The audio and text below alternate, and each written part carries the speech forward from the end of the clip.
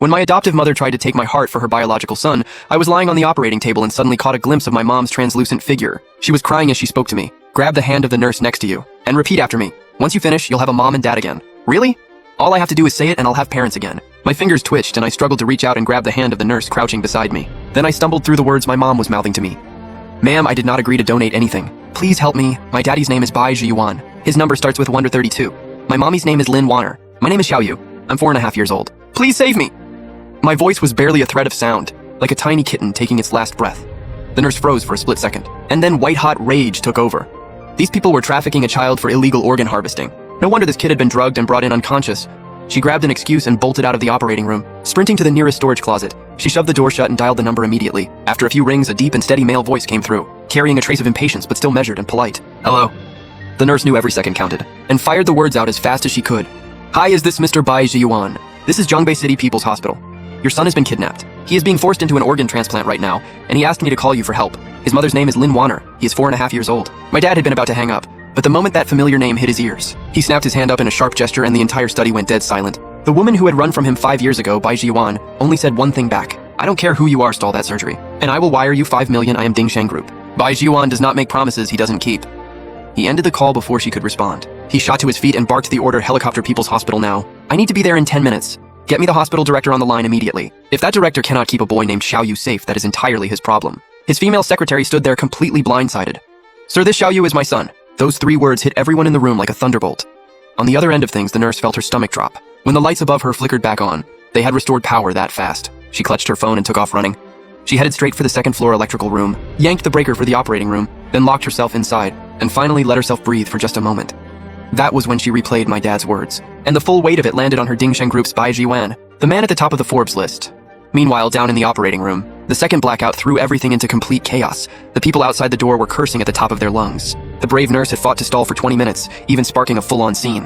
But one person can only hold off so many after she was physically restrained. She was frantic with desperation and screamed at everyone walking by. Help, someone in there is trafficking a child for illegal organ harvesting. Please call the police. Her voice climbed higher and higher, but the operating room door had already swung back shut. The surgery was continuing, and someone had clamped a hand hard over her mouth. Her cries had drawn onlookers, but before anyone could act, 2 large hands smothered her completely, and a white coat behind her drove a sedative needle in, dropping her to the floor in seconds. A male doctor stepped out and explained it away casually. She's a psych ward patient who keeps escaping, always dressing up as nurses and causing scenes. Everything's under control, I'll take her back right now. The crowd dispersed and wrote it off as just another spectacle.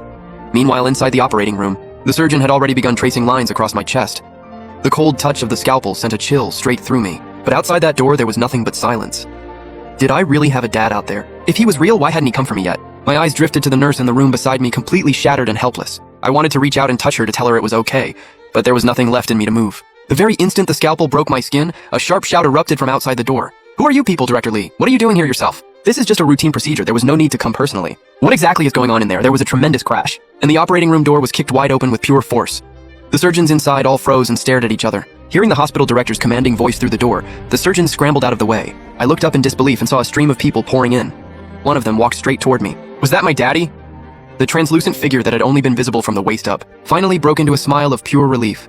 She reached out and gently wrapped her hand around my little fingers. Her eyes were full of tears and she whispered softly in my ear. That's your daddy, mommy has to go now. Let daddy take care of you from here on. You have to be happy and healthy. Promise, mommy, you'll eat your meals and sleep well before she finished. That translucent figure faded away completely, and I lay there in a daze with tears streaming down my face. You liar, mommy, you big liar. You promised you would always be with me, but daddy just got here, and you're already leaving from the pool of blood alone. The moment my dad laid eyes on me, he knew with absolute certainty that the boy on that table was his own flesh and blood. My face was small and young, but it was unmistakably carved from the same mold as my mother. Something in that bond pulled him closer without him even thinking. He looked at my tear-soaked face, the wound on my chest still seeping, and my tiny frame, as thin and fragile as a stray kitten, fury shot straight through him. My dad, who never let emotion show, lost it completely. One glance at his female assistant was all it took for someone to rush over and tend to my wound. The adoptive mother and her mother were petrified, but they were no match for the people in that room and they knew it, so they could only posture and shriek. You can't just take a child in front of everyone like this, that is against the law. I'm calling the police right now, you better not move. Give our child back, our baby has a heart condition. If something happens to him, can you live with that, Director Lee? Say something, who is this man? What does he think he's doing? Director Lee grabbed the adoptive mother by the arm, already drenched in cold sweat and screaming on the inside. How on earth did he get tangled up in this? The male bodyguards moved swiftly and secured everyone in the room. My dad's eyes were as cold and sharp as a blade, and a thin smile crossed the corner of his mouth. What am I doing? Let me ask you something first. Whatever you did to my son, I plan to do the exact same to yours. Consider this a little welcome gift from his real father. The female assistant gave a nod, and 2 surgeons stepped forward, drawing the same markings on the adoptive son's chest that matched my own wound. The sight of it sent the adoptive mother and her mother into a screaming frenzy of horror and rage. My dad's brow twitched once, and someone immediately moved to silence them. The female assistant spoke up at just the right moment. Sir, young Master Xiaoyu's wound has been fully sutured. Only then did my dad turn and walk toward the bed. His body went still for a moment. Then he bent down slowly and lifted me into his arms with careful, gentle